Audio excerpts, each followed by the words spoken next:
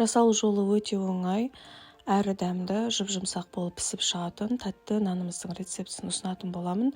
Салмасына кез келген өзіңіз қалағаныңызша сала берсеңіздер болады. Мен вареный сгущенканы салдым. Өте жұмсақ, әрі дәмді болып шығады. Сіздер де жасап көріңіздер. Сіздерге ұнаған болса, лайк басып, комментарий қалдырып, каналыма тіркеліп қойыңыздар.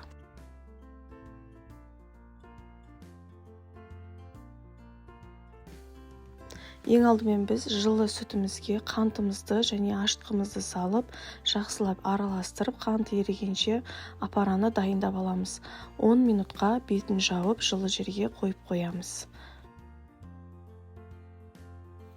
Дайын болған апарамызға жылы бөлме температурасына тұрған жұмыртқамызды және де ерітілген сары майымызды, шым-шым тұзымызды салып, жақсылап араластырамыз. Ұнымызды саламыз, ұнды бөліп салып, қамыр илейтін боламыз. Өте жұмсақ қамыр шығады.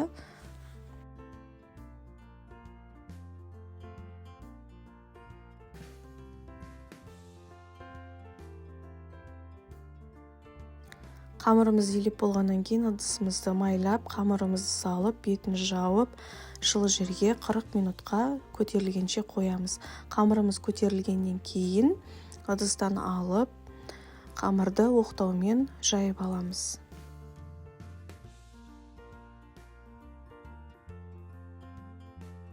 Қамырымыздың қалыңдығы міне осылай болуы керек.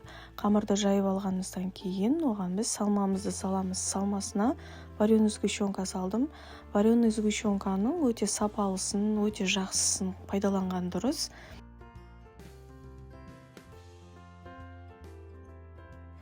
Салмамыздың барлығын салып болғаннан кейін осылай міне нанның формасын келтіреміз. Видеода барлығы түсінікті етіп көрсетілген.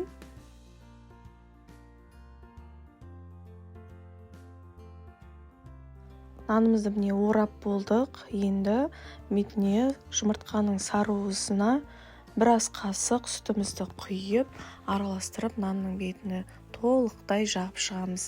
Нанның астына табамызға май жағуды ұмытпаңыздар. Қызып тұрған пеште қызарғанша пісіріп аламыз. 180 градуста 25-30 минутта пісіп шықты.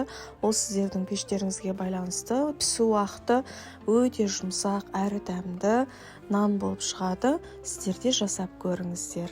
Сіздермен болған мен Айзада.